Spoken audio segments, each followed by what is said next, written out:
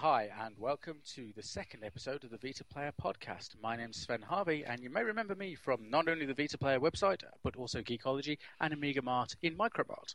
And I'm Simon Plum. And I'm Ben Gove. Now, thank you to everybody for downloading or listening to the first show, and thank you for all the positive feedback we've had online so far. And for those of you who did listen last time, I want to apologise for the phone that you kept hearing ringing in the background all the way throughout. My daughter's actually been kind of told off now, so she won't be ringing during the show. Excellent.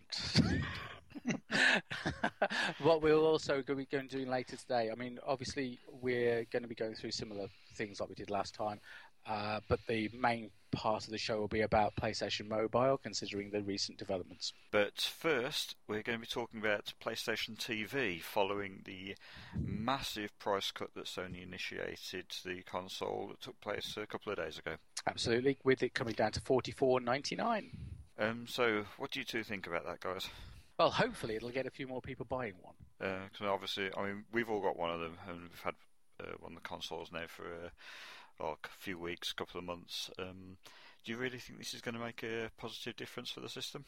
You definitely hope so. Now that it's I think at a reasonable price, considering you would need a joypad with it, or a controller, and still a memory card. Hopefully it will sell better this time around. I thought the original price was far too much, considering the extras you needed, and I thought it should have released roughly around the £50 mark to start with. I mean, one thing that's always had me sort of wondering what Sony were playing at, and I know, Sven, you felt the same. America always had the PS TV on its own, plus another bundle which had the DualShock 3, a memory card, plus I think it was a Lego Mega Pack, and the Lego Movie game. And for some unknown reason, we never actually received a bundle pack like that. Yeah, quite. Absolutely ridiculous. I mean, this is the thing: now is the time. Frankly, surely we should be at $99.99 for the PlayStation TV and a pad and a memory card. It comes with 3 games. That's all you need, surely. Yeah, I mean the games it comes with. I mean, while not every game bundle is going to be to everyone's taste. I mean, we mentioned Ollie Ollie in the last show, which is one of those games that you either love it or hate it. Yeah. But of the 3 games that come with it, there is something there for everybody. Well, yeah, exactly. I think Sony made a fantastic choice of games because it shows the diversity of the system and what it plays. Yeah. So I don't think bundled games are necessarily needed, but definitely shipping it without a memory card or controller is lunacy, really.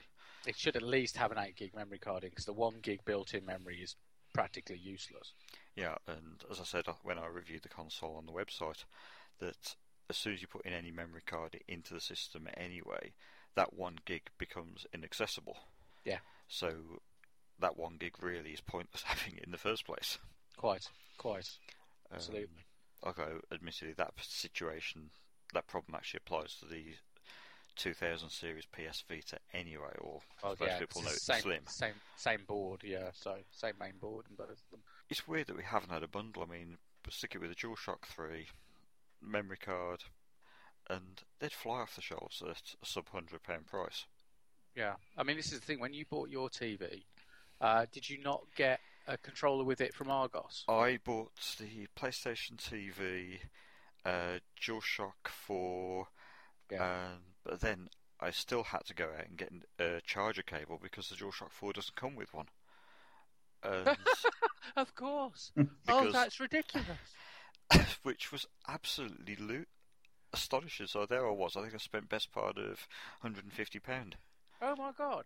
It hadn't dawned on me you'd need to buy the cable separately. That's ridiculous. I mean, I know it's only a standard Android sort of like charging cable, essentially, being as it's like USB to nano USB or micro USB or whatever you want to call it. But yeah, oh God, that's ridiculous and insane. So when you actually add all of that up, really, PS3 controller, well, DualShock 3 controller with the charger cable. Yeah, that would help. And so there I was running around when I actually took it out of the box to set it up. Got the DualShock 4 in my hand ready, thought, great, this is going to use it. Got my PS3 charger cable, plugged it in, thought, hold on, this does not fit. How am I going to use the thing? Oops. So I thought. So in the end, I got my DualShock 3, plugged that in, thought great, I can start using it. And in the end, I grabbed one of my old phone charger leads. Yeah, it's the same cable, isn't it? But the fact that and that's how I'm charging it up now. But the fact that it didn't come with something as simple as a charger lead for the controller. Yeah. But the assumption Sony had was that the people who were buying the PlayStation TV, and this comes back to what we said last time, is this being sold as an add-on for people who've already got a PlayStation 4? Instead of it being a micro console that kicks the backside of every other micro console. I mean, I would assume that the bundles they've had in America with the controller and the games have got the charger. Yeah. And the pack in Japan. Yeah. With the controller, which has got the white version of the the Vita TV, the controller. The PlayStation Vita TV, yes, the correct name for the machine. But when you got it from Argos, yeah? Yeah, I got it from Was Argos. there not a discount on the DualShock 4 when you bought it with the PlayStation Vita TV? Oh, don't you get a tenner off or something? Don't go down that road. I reserved everything online. Yeah. And Argos decided to change the price on the day I went to collect it. Oh. I think the controller was 50. Yeah. And the PSTV was 85. Yeah. But this is obviously on day one. Yeah. Went in to collect it on the Saturday. Yeah. And they had pushed the price of the controllers up by £10. So to RRP at 60. After what because there was no actual deal at the time. There was no offer price.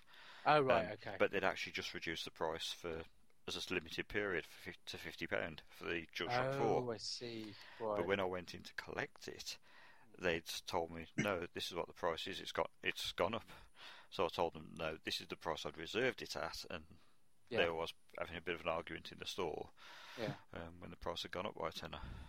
Oh, I see. Oh, right, fair enough. Sorry, I got the feeling it had been in a buy one and get some money off the other. No, I was just thinking if that had been an official, if that was Argos being the only one doing a bundle, would be hilarious. Although Argos seems to be the best place to actually, the one place that seems to be promoting it properly, I think, as a store. Well, yeah, and they were the first one to drop the price when Sony made the announcement, didn't they? Yeah. I mean, Amazon have only just dropped the price today to the £45 price tag. Okay. Up until earlier today. Okay, I know most people will be listening to this in a couple of days' time after we've recorded it. Yeah. But as of today, which is the 29th of March, just so people know, Amazon were doing it for £10 above the RRP. Okay. And it took Amazon a couple of days to actually rectify the price. Okay. Game didn't drop the price until about 4 or 5 hours after everybody else. Yeah. And they've only dropped it to £45, and they're saying it's a limited time offer in their Easter sale. It's like, chaps. No, most places I've seen with Game, including online, this is actually a normal price. No, it's in their Easter sale. It's very big and blistered on the bleeding site saying it's an Easter sale item. That's weird. Naughty. But there we go. Which actually, Consumer Protection Act could have them for that, because suggesting it's a limited time offer when it isn't is misleading pricing. But there we go. One thing I have noticed, though, there does seem to be a lot of interest online for it now. Yeah. And there's a lot of people talking about the PlayStation TV in a very positive light. A lot of people do seem to be very eager to get their hands on one. Yeah. Again, I mean, talking about Amazon, they track sales of games, consoles, hardware, software, and everything on a daily basis. And over the last 24 hours or so, sales of the PlayStation TV have increased almost 1,500%. Cool. Which is a massive jump. Yeah, but from what? That's what worries me. Well, it's got to the point where the PSTV's actually got into their top 10 bestsellers at the moment. Okay, that's pretty cool then. So it's doing well. I mean, there's generally interest everywhere for the PSTV. There's a lot of people talking about it. There's some people being negative, saying there's nothing's going to run on it. You can't run any Vita games. Yeah. We have a list that says otherwise. Yeah, and people are actually referring to our list at the moment, and to another one that's run by website Vita Reviews. Okay. And they actually run, they're compiling their list of American games. Cool. So people are referring to both of our lists rather than Sony's list and saying, "Yep, all this stuff does work. It's worth Sony's getting." list's a joke. That's why. There hasn't been a lot of updating to Sony's list. There have been a couple of minor updates since their list was first published, but not a lot. But for the most part, Sony's list hasn't been updated. It's still inaccurate. It's still missing a lot of stuff. Yeah. But people are referring to ours and Vita Reviews list now and saying, well, actually, there is a lot of stuff that works. And the people who have been quite negative about thinking about the PlayStation TV, even with this price drop, are seeing what does work. They're seeing these lists and they're thinking, yep, I will get one. And I've seen so many people posting online the last 24, 48 hours who are going out and buying them. Yeah. Now, whether these are PS4 owners looking to get one for remote play, I very much doubt it. I don't know, because I know remote play was an issue for a lot of people to start off with, and with the quality of it. But since the new system update, people have actually said there's been a massive improvement. So again, there's people buying it now for remote play. Oh, okay. Cool. I shall have to retry it again. There was one guy on one of the forums who'd actually bought a PSTV originally, tried it with remote play, wasn't impressed, got rid of it.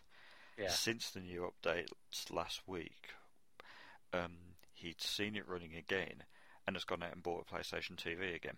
Oh, okay. Fair enough. So he's been impressed with the changes. Cool. That's nice to know. So there's people taking an interest in remote play on the PlayStation TV, but the Vita side again, it's getting people quite eager to see what it can do. Yeah. But I think that there's a lot of significance, I think, for us as Vita owners as well. It's going to get into the homes of a lot of PS4 owners, especially at this new price point. I think what we're going to find, is a lot of PS4 owners are going to have the PlayStation TV now, and that's not going to make any difference to us. Yeah. But for me, I think there's going to be potentially those people may try the odd Vita game here and there. They're certainly going to try the ones that get bundled free. Yeah. And some of those could then think, well, if they like those games, what else is the Vita going to have to offer them? So we could be looking at potentially new active Vita owners. Yeah. So hopefully it's literally stealth marketing, as we said last time. Exactly. Into the house. The Vita the Vita software may be picking up a bit more interest simply because people have got something to just give it a try on. So, yeah, fingers crossed. Well, this is the thing. I mean, there's so many good Vita exclusives out there. Yeah. And I think that's the way to look at it, really. I mean, if there's a lot of good...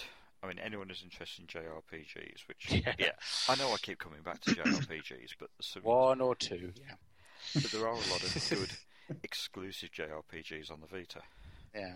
And if someone's interested in those, I mean, with Final Fantasy Type 0 just coming out on the PS4, if someone's got a PlayStation TV and they're interested in looking for something else, then using the PlayStation TV is going to give them that extra catalogue to look at that's going to complement their PS4. Exactly.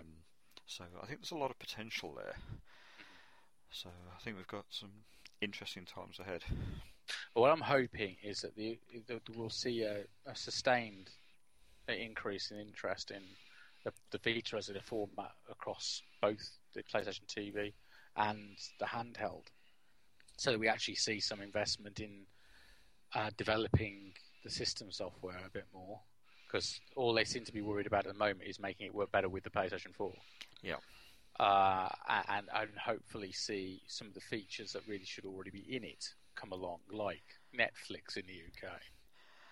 Oh, this is the thing again. I mean, with this boost in sales, it could again help push it as a TV box as well. Yeah. you know, I mean, okay, we can still use YouTube through the browser. YouTube we've got. Yeah, I just hope people realise there's a browser on it. Yeah, I mean, we've still got TuneIn Radio that works. Yeah. So we have actually got two sort of media services we can use. Yeah. But that's about it so far. It really wouldn't hurt to have a proper iPlayer, a proper version of Netflix, and so on and so forth. Those really would help immensely. I'm just trying to think some of the other things. I'd like to see the MP3 player get sorted out. Yeah.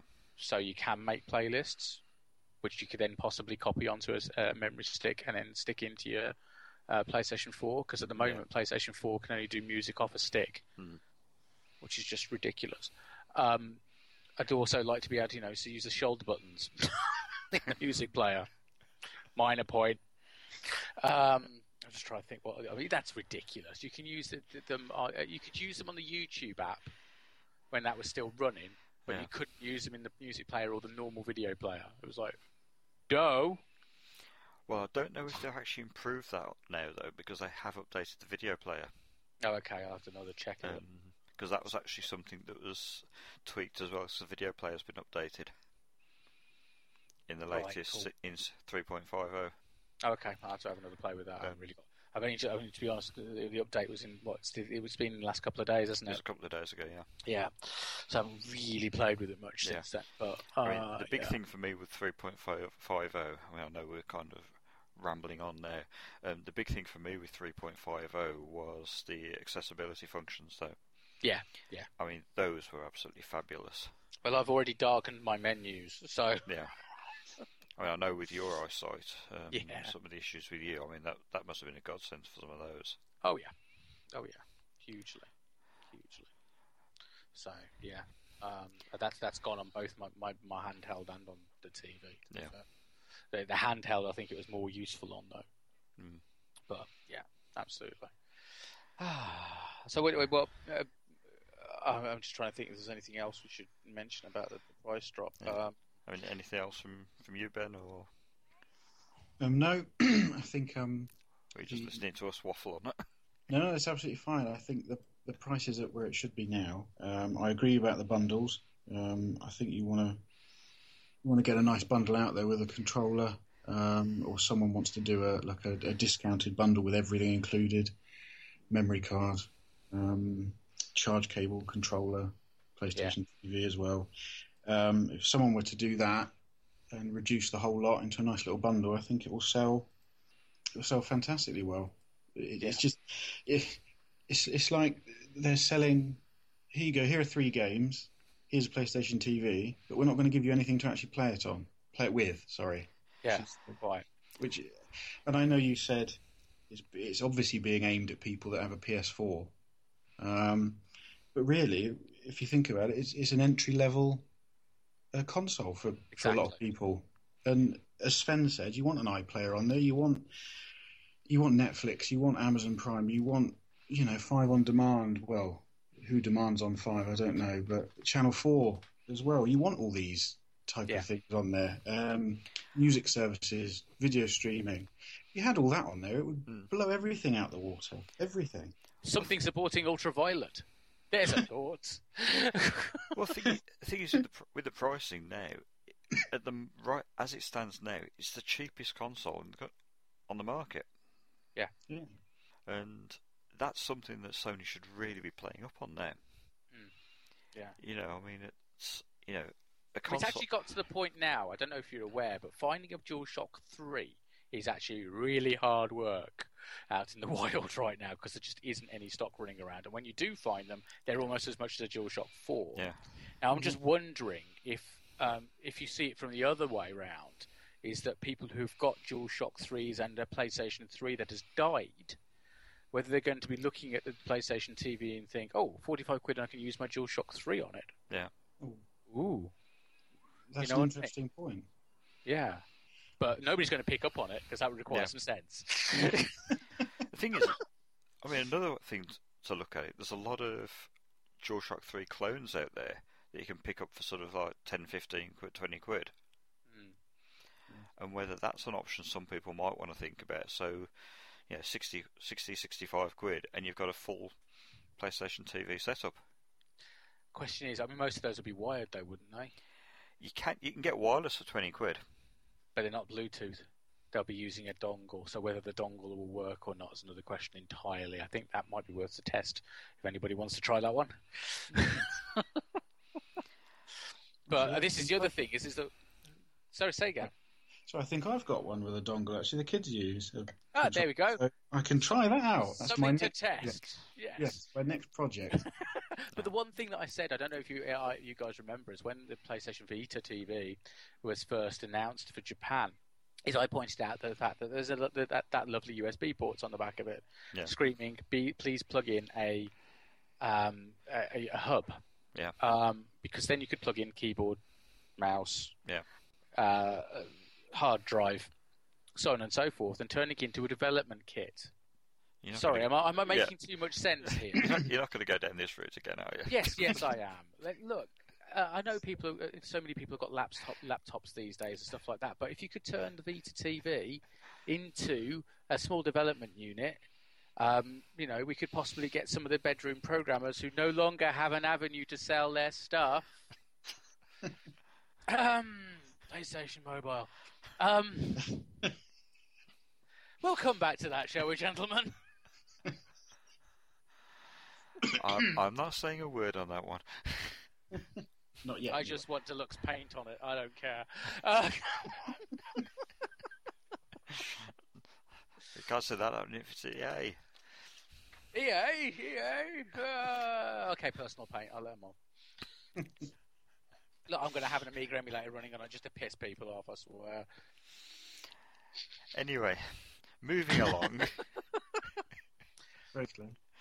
So Simon, what are you playing?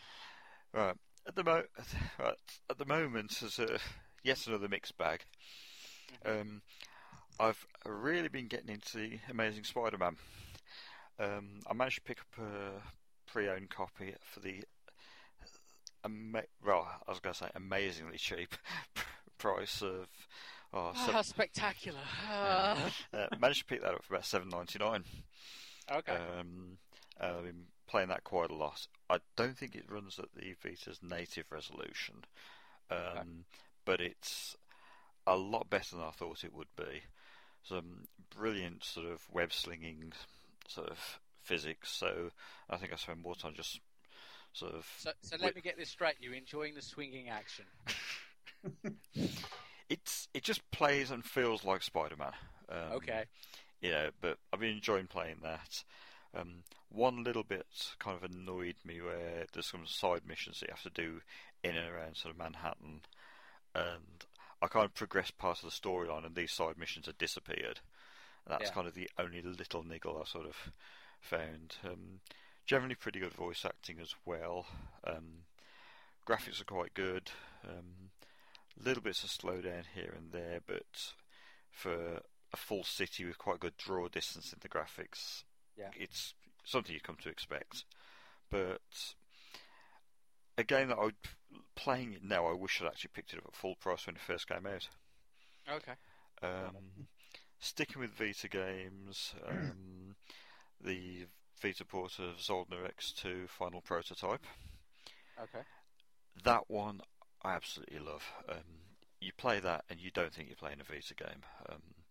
Absolutely breathtakingly gorgeous sort of side-scrolling shooter. And they've done, East Asia Soft have done an incredible job porting that from the PS3. Yeah. I tend to alternate between playing that on the Vita and the PlayStation TV. And when it's running on the PlayStation TV, you don't know that you're playing a Vita game. Oh, that's cool. It really does just look like PS3. Oh, excellent. 60 frames a second, and it's just jaw-dropping. And the Vita version's been enhanced as well, so it's got a better balance with the difficulty levels. So it adapts to how you play. So if you're not the best of players, it'll make the game easier. The better you get, the tougher it makes the game. Okay, that's pretty cool. And then back to the JRPGs. And well, I've completed Tales of Hearts R now. Okay. So now I've moved on to Luna Silver Star Harmony, which is a PSP title. So Okay. I've got that from the store now. So I'm just starting on that one. I take it that's on the British store, yeah? Yeah, it's on the EU store. Okay. So I've picked up that and I'm giving that one a go. Fair play. So, excellent. Well, yeah. After last time, and you telling me about Fat Princess Piece of Cake, I've been playing that, and it's basically caused some kind of cascade effect in my brain, resulting in multiple puzzle games being played. Bullion Blitz, PlayStation mobile game, British developers. Just happens to be the developers who are working on a little game called Shadow of the Beast. I've been playing that a bit. I've actually bought, because it's free to play when you first get it, and I actually bought the extended version of it with all the extra modes and stuff, so that's pretty cool. And on the PlayStation TV, because Bullion Blitz doesn't work on the TV for the obvious reason that you'd have to put your TV on its side to use it, and the fact it's all touch control. Yeah, I've been playing Germinator. Yep.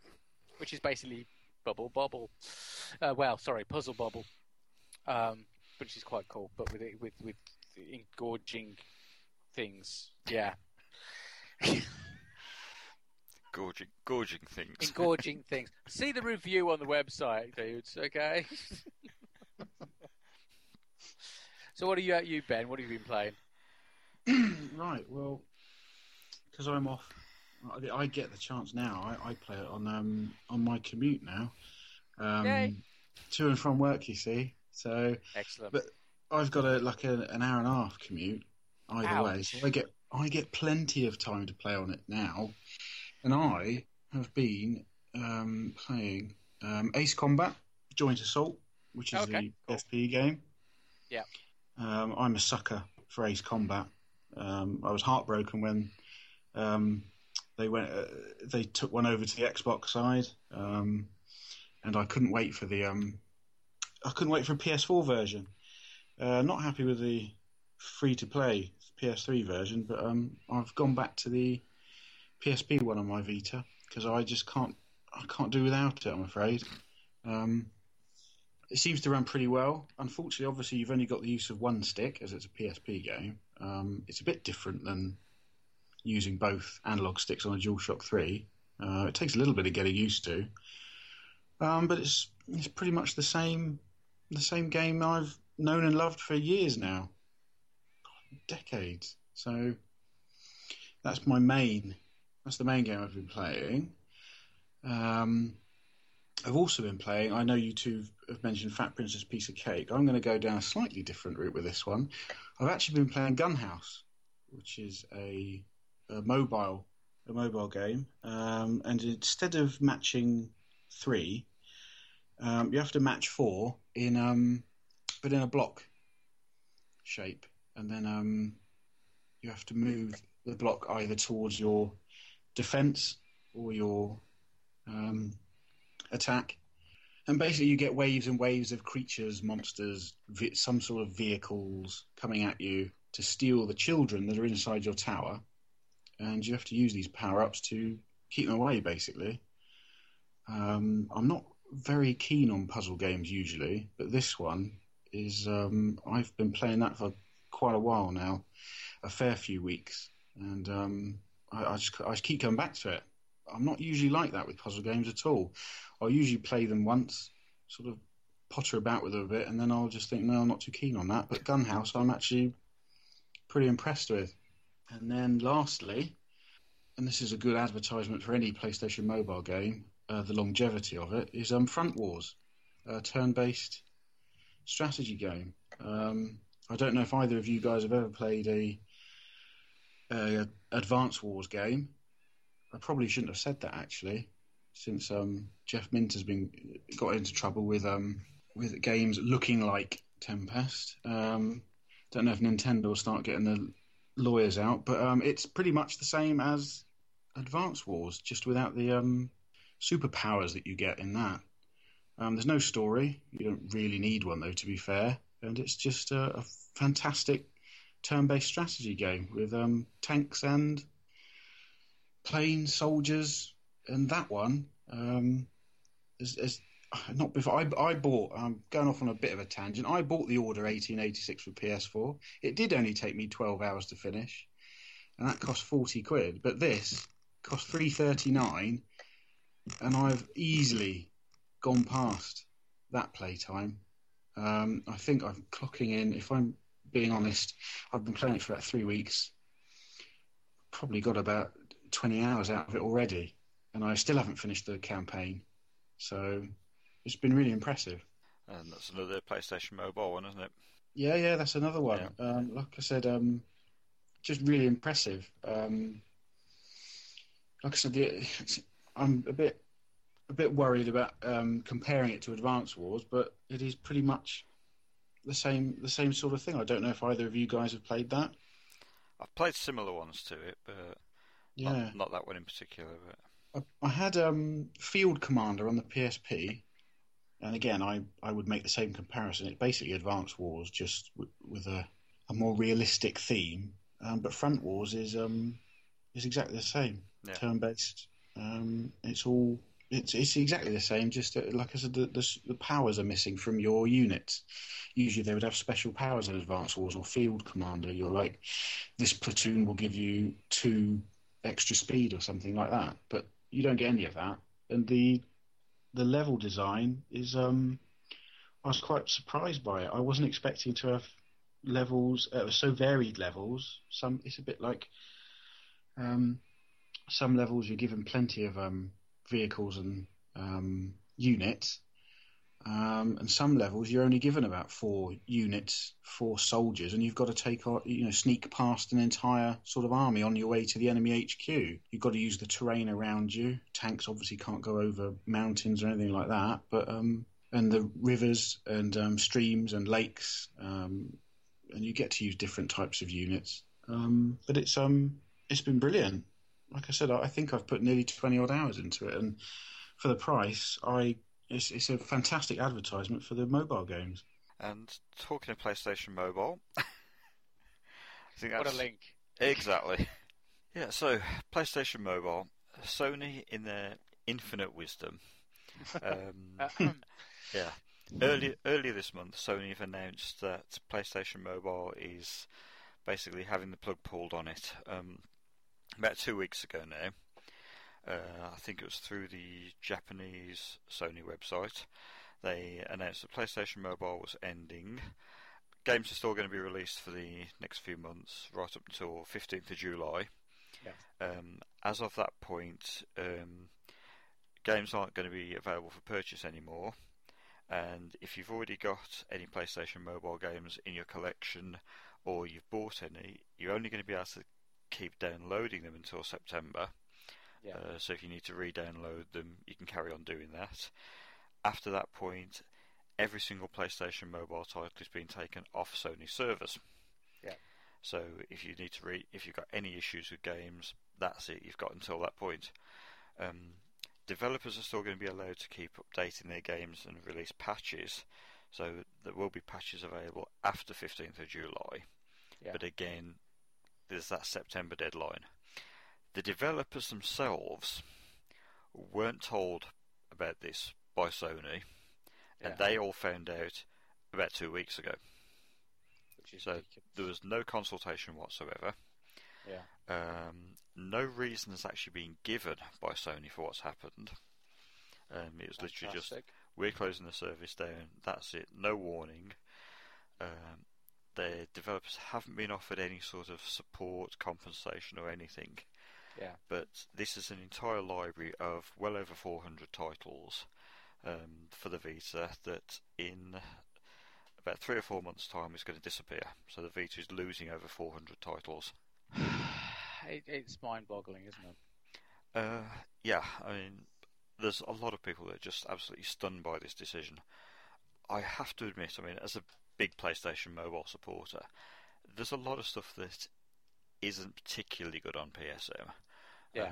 But there's some absolutely stunning games. Yeah.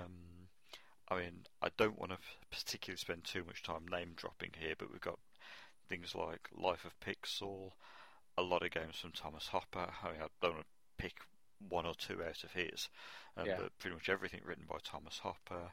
Mike Oliphant, who wrote the Quiet Please series.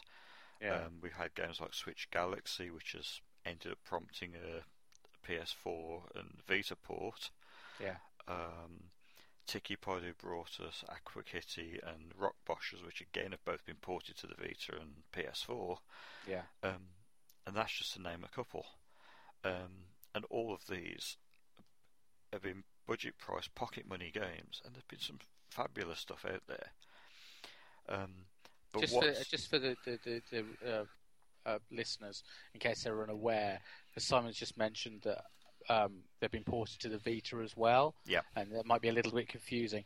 PlayStation Mobile was basically originally set up to provide a unified platform across the Vita and PlayStation mobile phones, PlayStation branded mobile phones like the Z3, Sony Z3. Well, actually, you say that, but the Z3 wasn't. Wasn't it? Was it Z2? What they did was PlayStation Mobile was the way it was set up to work was that phones had to conform to certain hardware standards. Yeah. And if they did, then Sony allowed them to be PlayStation certified. Right. If they were, they could run a small Android app, which Yeah. then allowed them to run software that basically ran under this app. Yeah. So it was basically like a sort of a wrapper to run the PlayStation mobile games within that. Yeah. So there was Sony phones, there was Samsung ones, so there was phones from a wide range of manufacturers, as well as tablets and so on. Sony stopped supporting the PlayStation mobile app for phones some time ago. Yeah. But they'd also changed things beginning of this year when they implemented support for the Unity development platform as well. Yeah. So then PlayStation Mobile wouldn't run on newer titles anyway, wouldn't run on any mobile phone. Okay.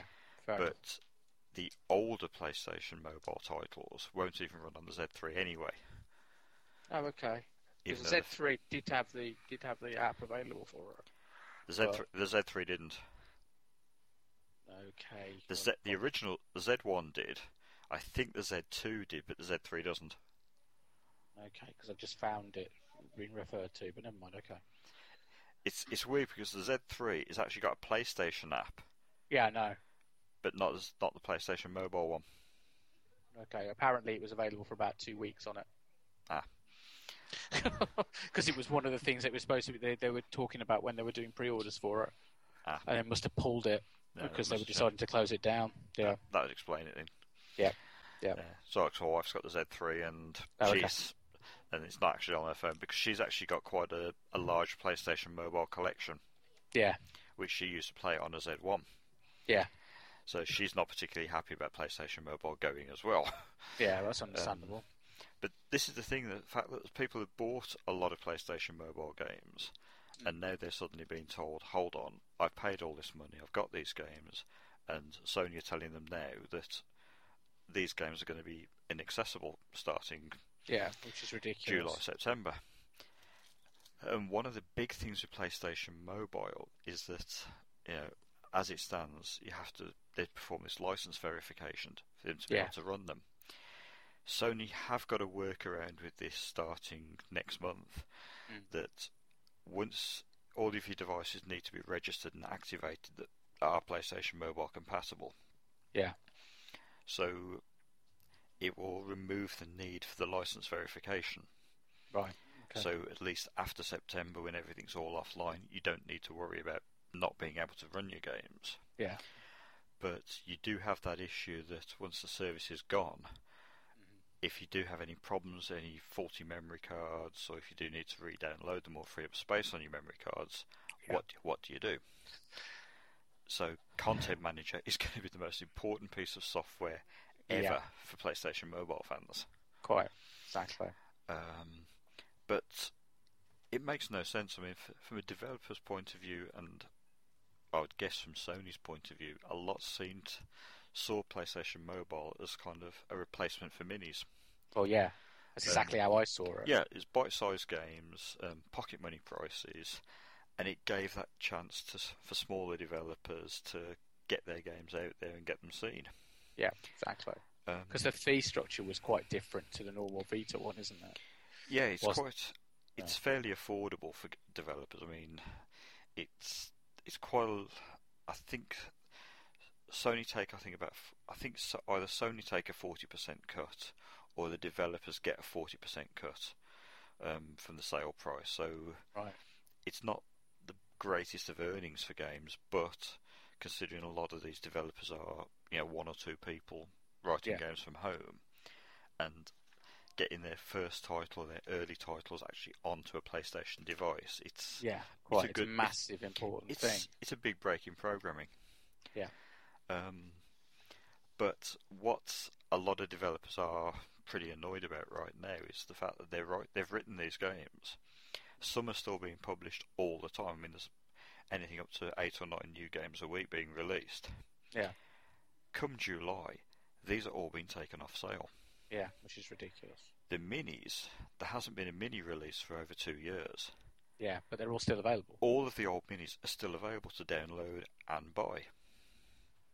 So it just makes you wonder what quite they're thinking of with this, because you're taking away 400 titles. Is it 400? Yeah, 400 it's over 400 titles.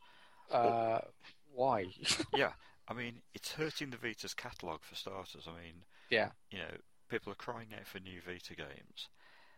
Whether they're mobile, PSP, minis, or native Vita titles, they are still games that run on the Vita. Yeah. So it's taking all those titles away from the Vita for starters. Yeah. All of these developers that put time and money into writing these games are now being told, thanks for all your work, thanks for giving all these games to the Vita, now go away, we don't want your games, and you're not going to earn any more money for your work. Yeah. That's a nice way of putting it as well. I'm trying to be diplomatic without saying what I really think. Understandable. But there's been some... I mean, these guys have put so much work into their games, and even if there's games I don't particularly like, you've still got to respect the programmers for putting the time and the effort into it. Yeah, exactly. And Unity was a massive thing. I mean, bringing Unity in was a big deal. Yeah. Yeah, it seems quite strange that, a year down the line, it's all been switched off. It's like, I don't get it.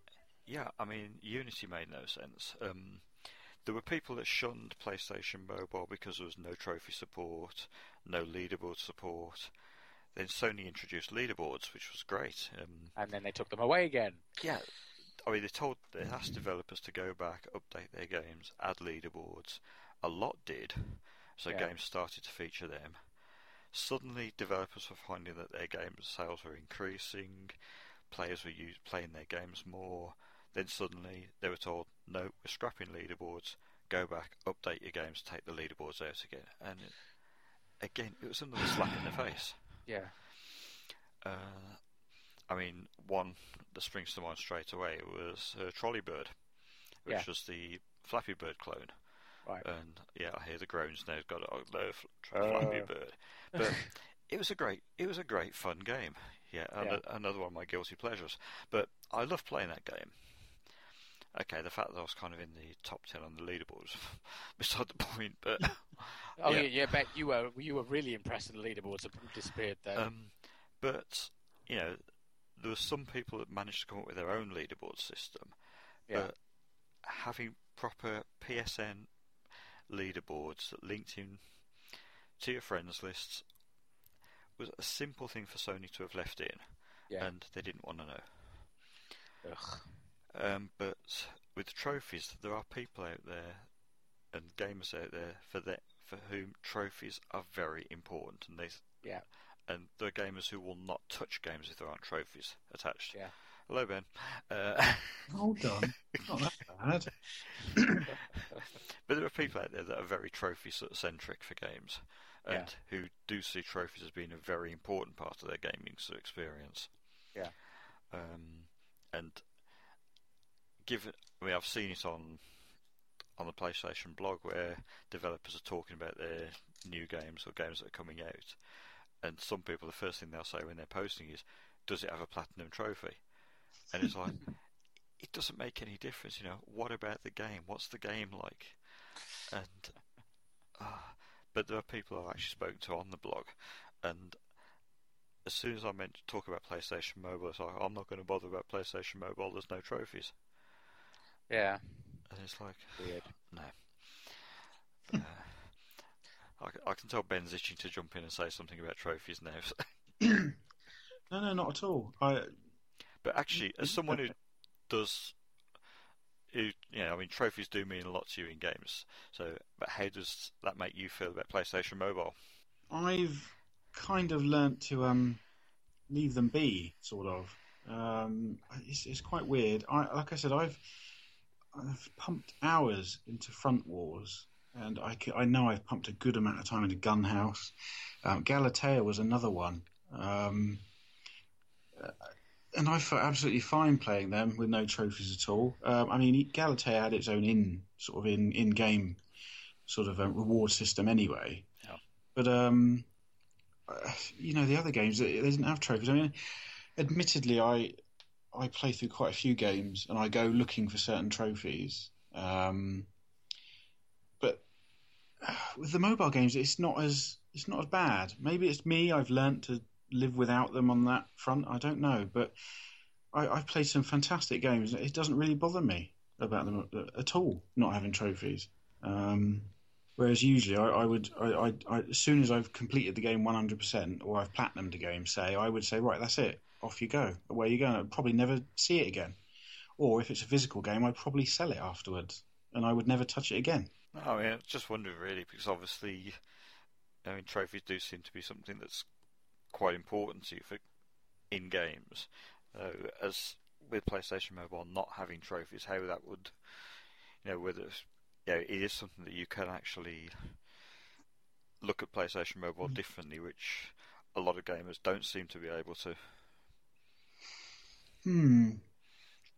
I suppose to start with, I would look at it differently. Did you struggle at first? Yeah, I admit I struggled at first. But again, also, I think some games appealed to me more than others. I could see a lot of endless runners on there. Say, for example, endless runners that are not my favourite of games. A lot of puzzle games on there that, again, I'm not massively into puzzle games. But when you see things like Gun Commando, I'll use that as an example, or again Gunhouse, which is completely odd. It's completely different. Yeah.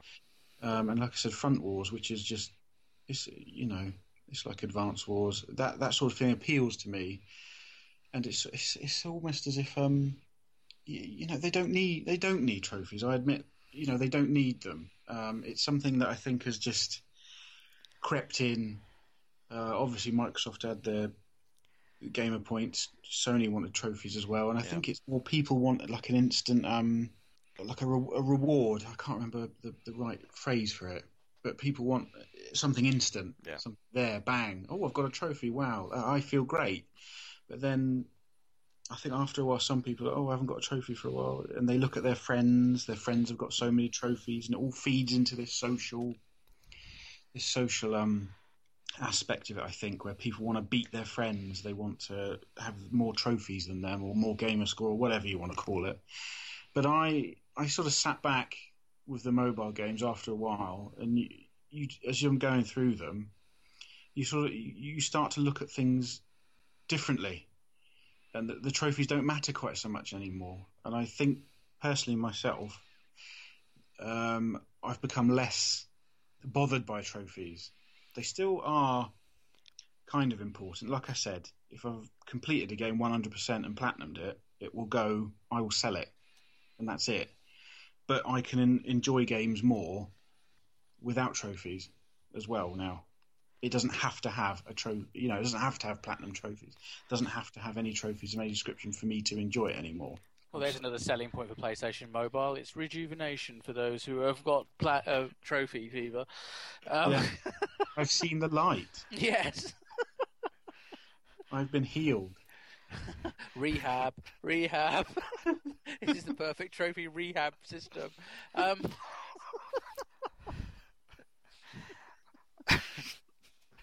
Oh, I'm sorry. Have I broken you? I'm so glad we got all that recorded that you said all of that. No, it's okay. I was just laughing. But Oh. I know Simon likes to have a dig every now and again at trophies and that. No, really? Yeah, but like I I said, mean, you know me. I've been playing games there since the 70s, and to me, the whole sort of trophy obsession thing, for a lot of people, it is beyond me.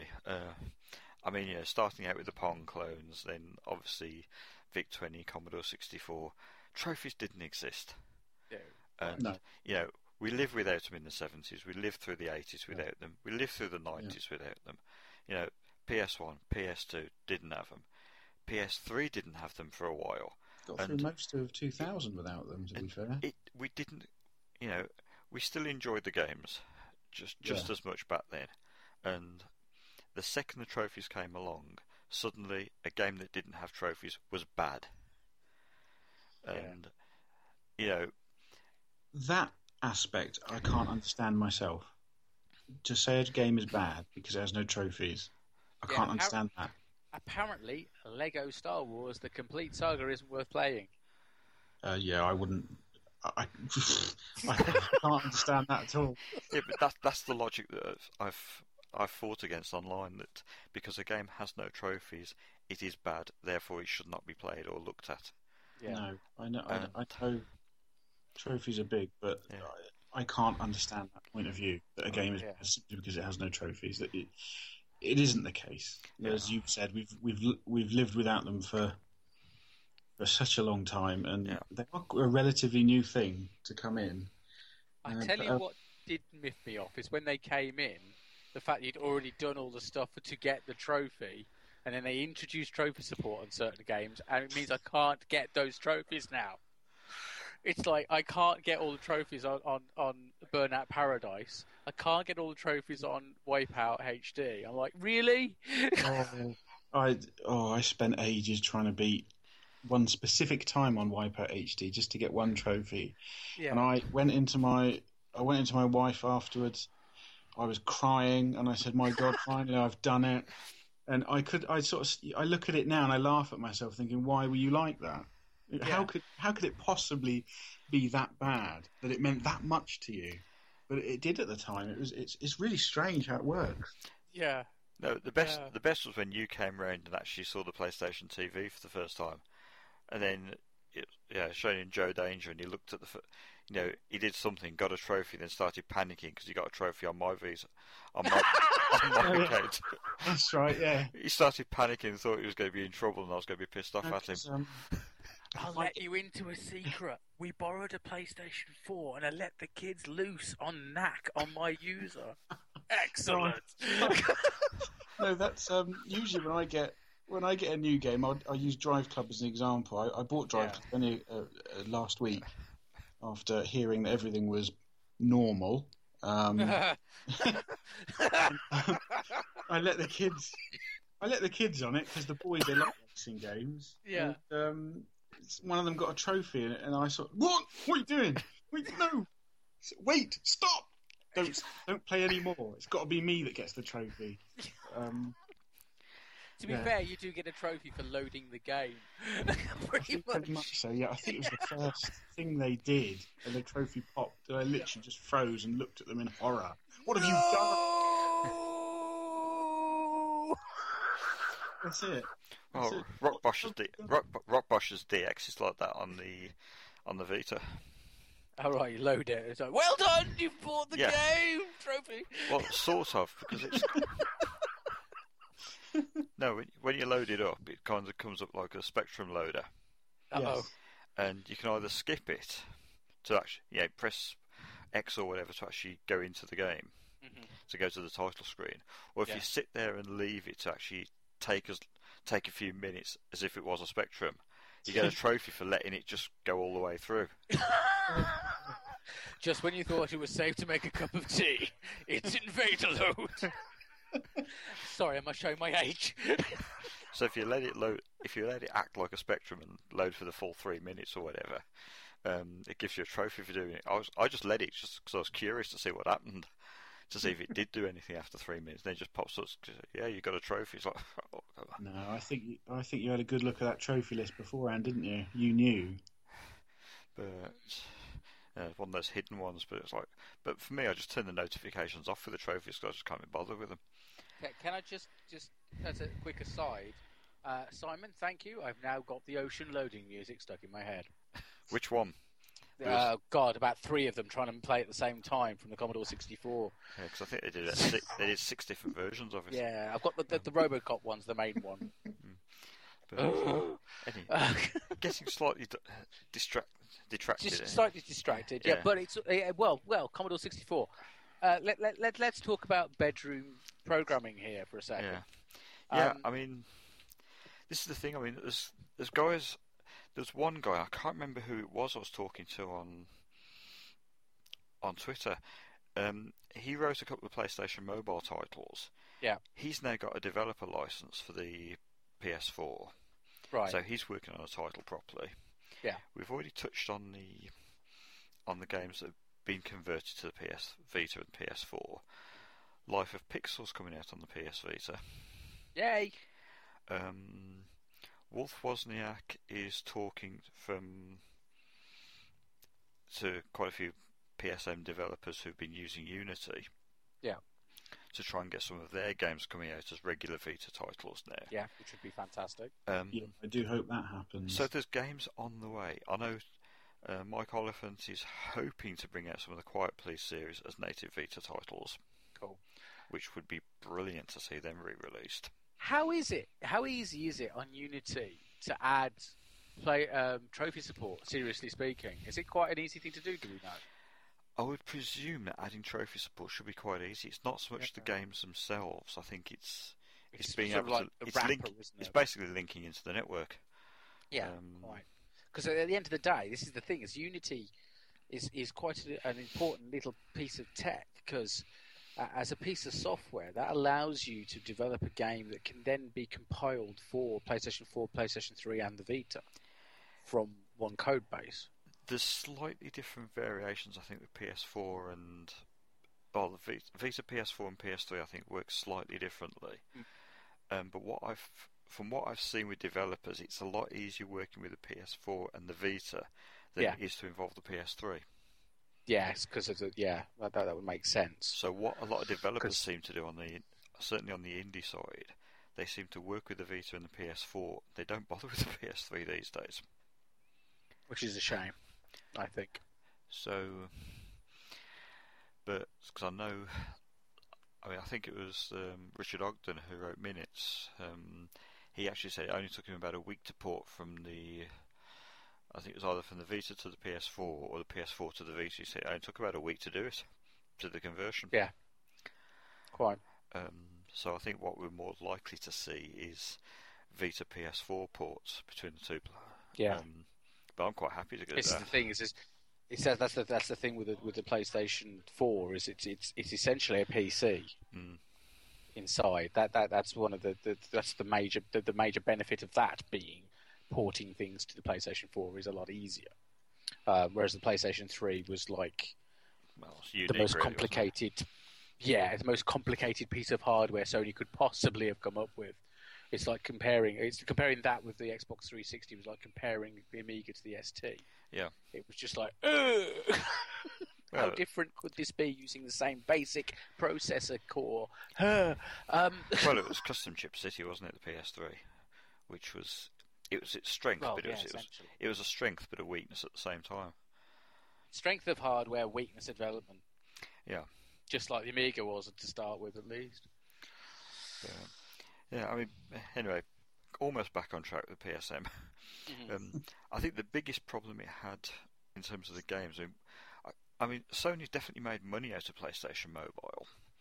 I mean, from the sales figures I've seen from individual developers, trying to extrapolate that across the entire range and what I know has been popular and hasn't, I think Sony have made a comfortable 7-figure sum in terms of profit on PlayStation Mobile, so they can't say it hasn't been worth doing. Yeah. But the big issue, I think, has been the visibility of it in the promotion. What visibility and promotion?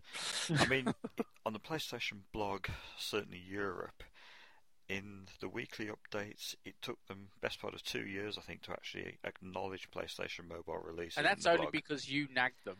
That's beside the point. Yeah, let's be honest. You nagged them until they did it, and they give it up again within a few weeks, hadn't they?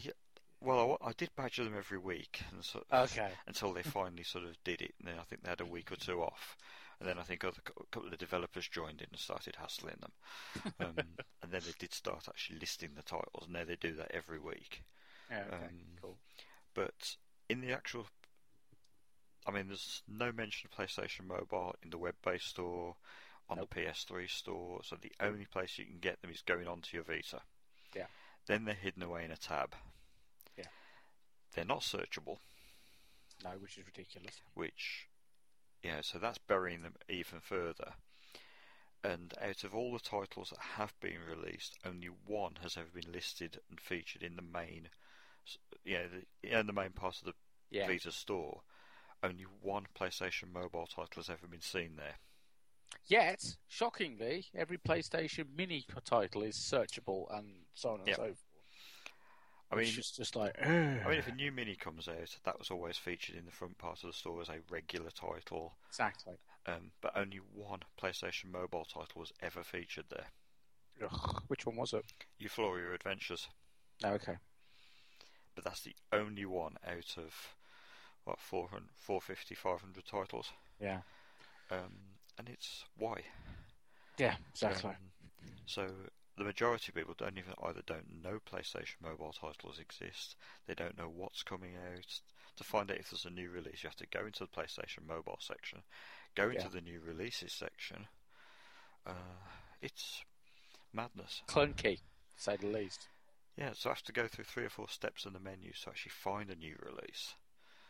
Then they mix in the updates in with the new releases. So again, you can't tell if something's new or an update. Yeah. There's no automated updating system for the games like there is with the Vita, PS3, PS4. Yeah. So again, you have to update games manually. The whole thing was a mess. Yeah, quite. So you have to persevere with it, but when you didn't have to be that way. It shouldn't have been. But it's still worth tracking down the good games. I mean, that's why we've got this series on the site at the moment that's going to be going on for the next couple of months, saying here are some great games, don't miss out on them while you still can. But it's such a shame that it's come to this. Yeah, exactly. But the problem we've got now is that Sony have now made the decision they are going ahead with the closure, and nothing's going to stop them doing that now. Because nothing else, they don't want to lose face. Yeah. The question is where do we go from this point? Now, there are important things about PlayStation Mobile. I mean, going around the three of us, Simon, what do you think is the most important part of PlayStation Mobile? I'd say the most important part has been encouraging new developers. Yeah. I mean, you know me. I've always wanted to support small developers and indie developers, but I mean, we've got that background as well. I mean, right from the Amiga days, we were, to a degree, we were developers on the Amiga with the stuff we used to do. True. And so, we've been there. We know what it's like. And you need to get that sort of break to be able to carry on and do what you want to do. I mean, to try to keep it brief, there was 2 kids at school back in the 80s. Right. 2 brothers decided to write a couple of games at home, and on the Commodore 64, I think, sent them to a small sort of budget software company. They got released, sold through newsagents, supermarkets, that sort of thing. Yep. Then they decided, after releasing a few games, to set up their own company with their dad's help. Yeah. That company did well, released some of their own games, started releasing some other games from other developers, basically taking on games similar to the stuff that they were writing. Yep. At that point, I think they were about 17 and 19 or something. Right. That company grew and grew and grew. Codemasters. Oh, exactly. But if it wasn't for those two brothers, Richard and David Darling, when they were like sort of 14, 15 at school, getting that first break, Codemasters wouldn't exist. Exactly. I mean, I know they've both moved on since then. They've gone off to other companies now, but it was having that opportunity in the first place to have been published. And the old 8-bit software companies that would take games from individuals at home, writing games in their bedrooms, is the equivalent of what PlayStation Mobile is, and things like the Android store and the iOS store letting anyone publish games. Yeah, exactly. And that's needed desperately. Quite. I mean, Ben, with you mentioned the price of that strategy game that you were playing. I mean, do you feel that the Vita needs a range of games that are less than the $7.99? That seems to be the general bottom shelf as far as normal Vita games are concerned. There's definitely room for them. It's nice to have a little sort of snack, something that will cost you like the same price as a Snicker or a Mars bar, and yet it will last you. Or any other snack bar, I must add. No Sorry. advertising here. Sorry. Yeah, my fault, my bad. But It lasts as long as my stick of dairy milk. Use any combo there. Yes, dairy milk with Oreo. Ew. Go on. As I sit here drinking my glass of Coke Zero. Let's get all the product placements out of the way now, shall we? So drink coloured carbonated water then. Caffeine-free Diet Coke. Why? But yes, okay, bite-sized gaming. Yeah, there's definitely room for smaller games, and also some of these mobile games are also very experimental, or they can do things that haven't been done before, or just so different to your average third-person, first-person shooter, or your annual sports series. FIFA. Passing Time, for example. Yeah. Passing Time is a good example of a pretty decent. I suppose that you'd say it's like a retro style football game, but you've not got anything like that at the moment on any of the big consoles, and so I think there is definitely room for them. Yeah. Especially if you get someone or a company that makes Switch Galaxy Ultra and then goes on to publish something on PS4, Vita, or anything in the future. That's got to be a good thing. Exactly. Now, I mean, this is the thing: is in the past on PlayStation Portable, PSP, we had the minis, which incidentally also worked on the PlayStation 3, and now work on the Vita, and the Vita TV for that matter, in most cases. Why haven't we got something that offers that? I mean, this is the thing: is once PlayStation Mobile's gone, we've got nothing where you can pick up a £1, £2 game, which is a massive problem when you've got a handheld platform that is trying to compete against iOS and Android.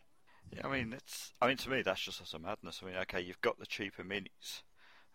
So you've got the bottom end of the price scale, but in terms of capabilities, they're all running at PSP resolutions. Yeah. But when you look at the mobile, the bulk of them are written at native Vita resolutions. Yeah. So, and that to me is kind of, a lot of them can, some of the better ones, they feel like Vita games. Yeah. And so, the only way you can get cheaper games, you're kind of downgrading the tech. Yeah, exactly. No, I mean, you kind of lose me speechless, really, to sort of think at whether someone at Sony's just decided, okay, PlayStation Mobile, it's not working, it's not getting the exposure that we want, let's pull the plug. Yeah. And without actually looking at the whole ramifications right across the board. Losing all these programmers and developers, losing a massive catalogue of games. I mean, there's PSM developers now who are thinking the only way they can actually get access to a developer program is to move over to the Xbox. Yeah, which is crazy. That's just not on. Potentially we are going to lose developers completely from the PlayStation ecosystem. Yeah, exactly. Now, with I don't know if you're aware, Unity 5's now out. Yeah.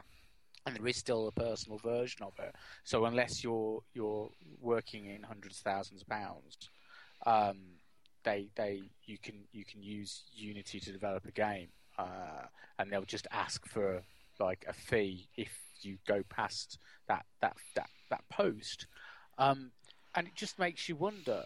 Hello, Sony. You know, what's going on here? It's a case of we literally could have hundreds of developers up and down just the UK producing content for this console. I mean, I don't know if you guys saw. Did you guys see my blog on the main site about this? Yeah. Yeah.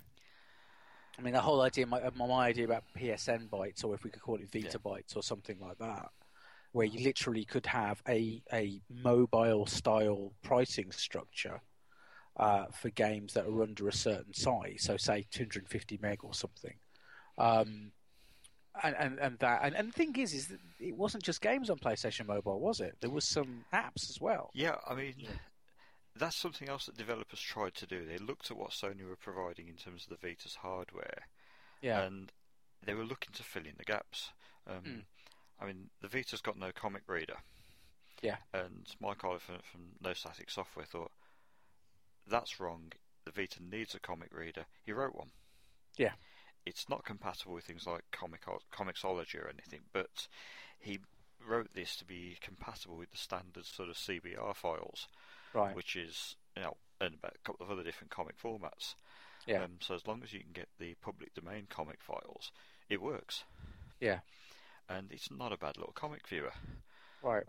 And the way you can store it is basically link into your Dropbox account, which he's got an automated process for connecting to that. That's brilliant. Access your Dropbox, so upload your comic files to that. Access your Dropbox to the Vita, and then it'll download the comic onto your Vita, and then you just read it from that. That's fantastic. I mean, this is the thing. It works brilliantly. Surely, if Sony had the sense to make this kind of thing available for a minis type product range, specifically for the Vita and the PlayStation TV, let's be honest, would it really be a massive problem for them if suddenly PDF readers turned up and maybe a better music player? I don't know if there's I don't think anyone's done a PDF reader, but there are a couple of notepad apps. There's calculators. Yeah. There were a couple of calendars, although obviously when Sony brought out the calendar, they became redundant. There's been weather apps. There's been something for almost everything.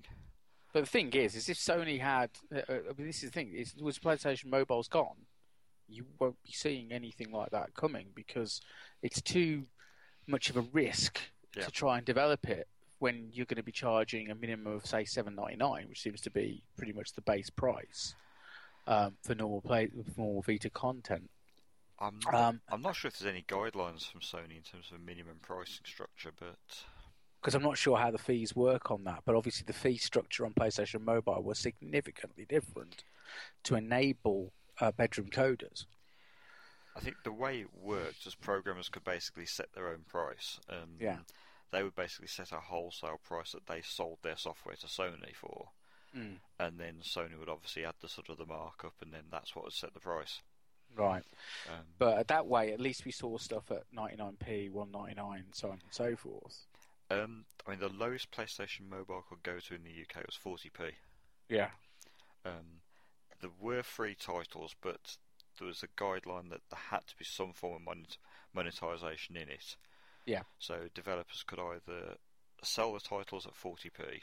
Yeah. That's the lowest UK price, or free, but there would have to be some form of income involved somewhere.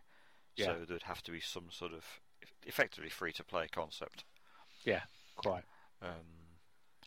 So even if it's just a case of here's a bit of bonus content, pay if you want, but trying to keep it as optional as possible if someone wanted to give away a free app on PlayStation Mobile. Yeah. There's workarounds that they could have done to have something completely free. Yeah. It's like, here's a free app, send us 40p and you get a new piece of background artwork or something. And that would actually get round the you can't give it away free rules. Yeah. silly as it sounds, but that would be the way to do it. Yeah. Exactly.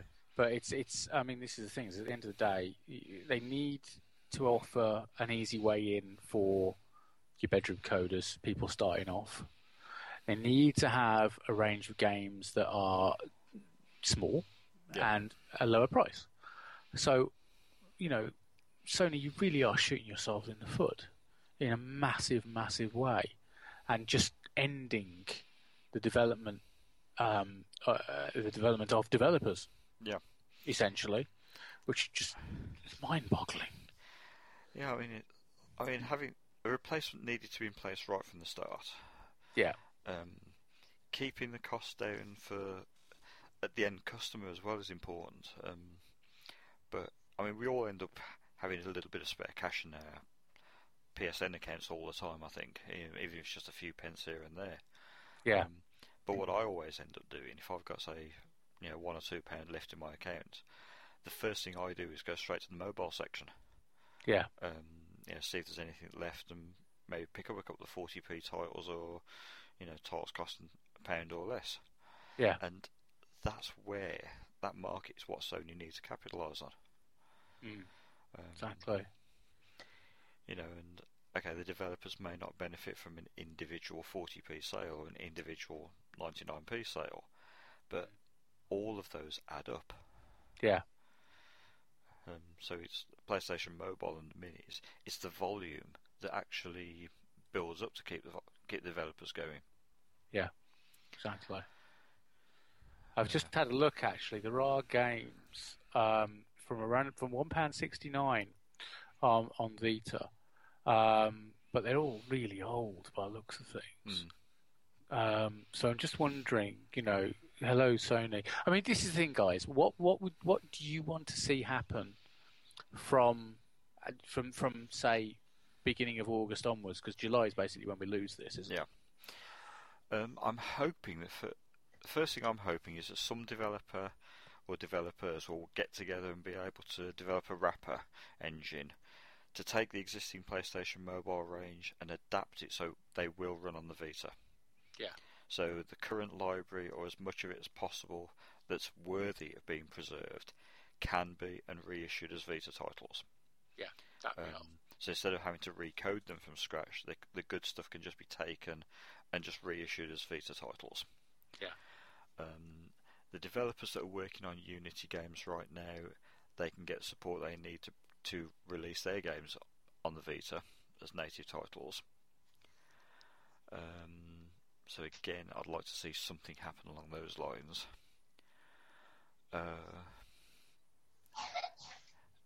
Beyond that point, I think it's a case of see some sort of replacement system and try and get the creative talents that tapped into. I think that's actually out there.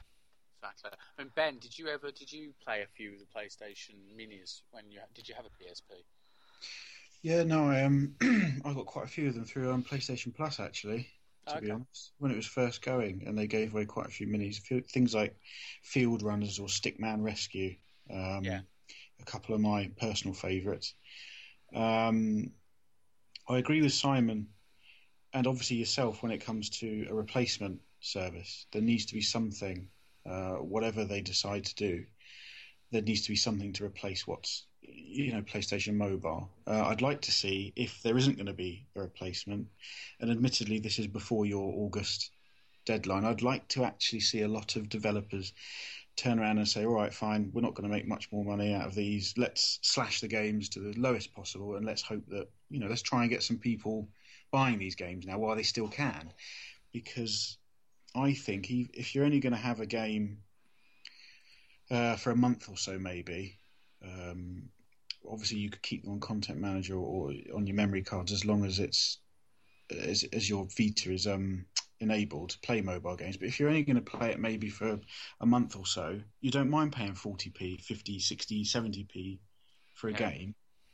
that may only last you a couple of weeks, maybe, and and maybe they could do that. Maybe if there was nothing going to happen in the future, nothing to replace PSM.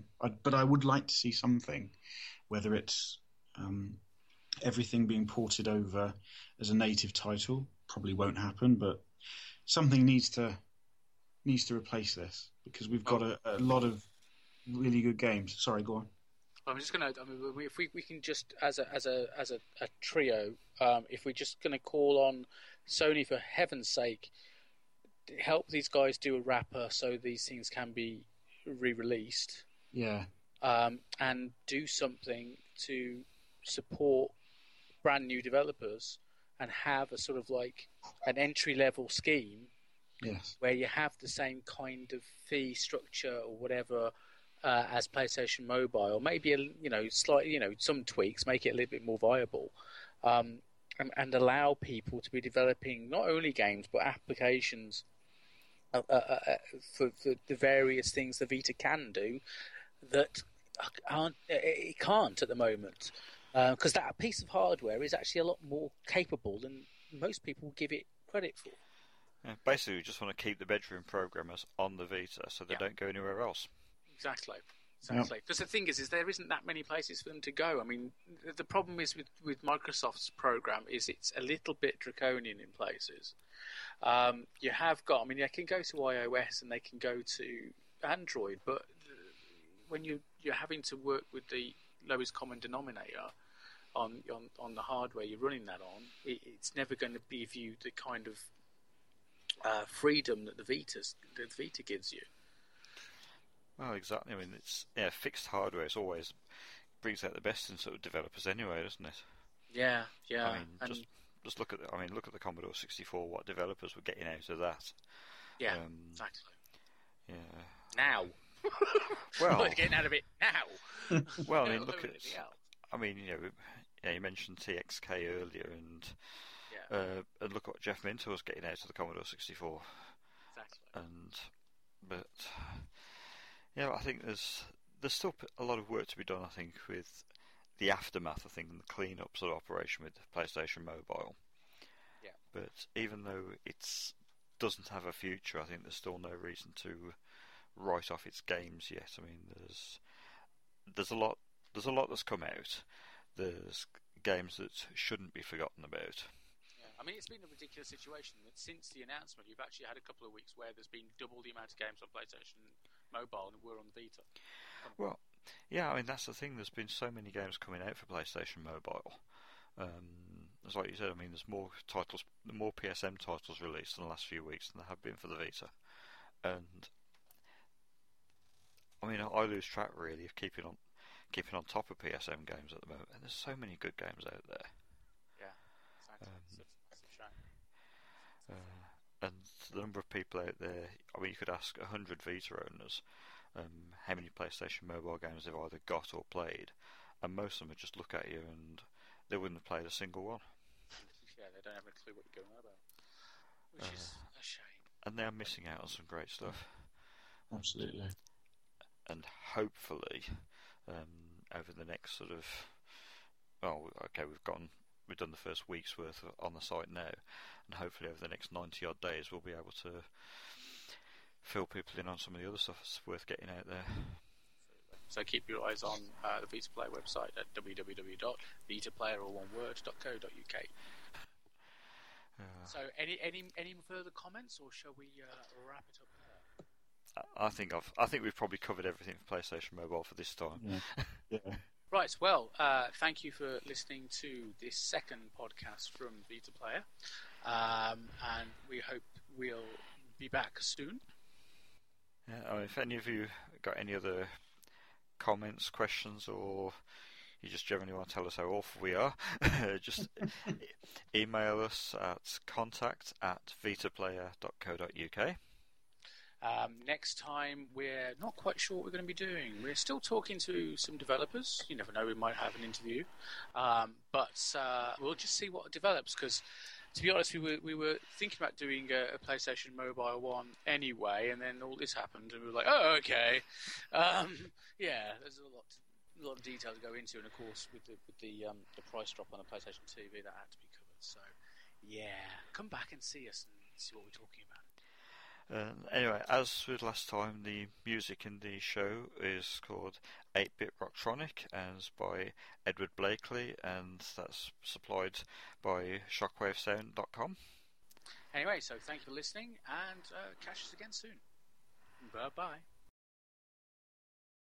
Thank you for watching. If you enjoyed this video, don't forget to click on the like button and leave us a comment below. Also, spare a moment to share this video on Twitter, Facebook, and all your social media pages. To get updates on all of our latest videos delivered straight to your inbox, subscribe now using the link on the screen.